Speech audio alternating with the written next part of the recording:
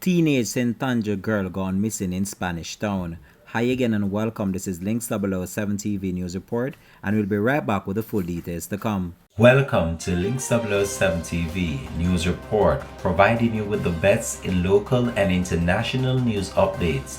This is a place where you can get the most reliable and informative news information. Links 007 TV News Report. Welcome back and thanks for joining us. This is Links 007 TV News Report. And another alert has been activated for a 17-year-old Patrine Morgan of Uhende Avenue, St. Andrew, who has been missing since Thursday, September the 15th. She is of dark complexion, slim built, and about 165 centimeters or 5 feet 5 inches tall.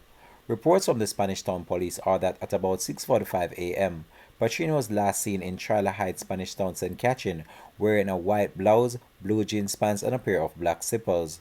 All efforts to contact her since then have been unsuccessful. Anyone knowing the whereabouts of Patrine Morgan is being asked to contact the Spanish Town Police at 876-984-2305, the police 119 emergency number, or the nearest police station.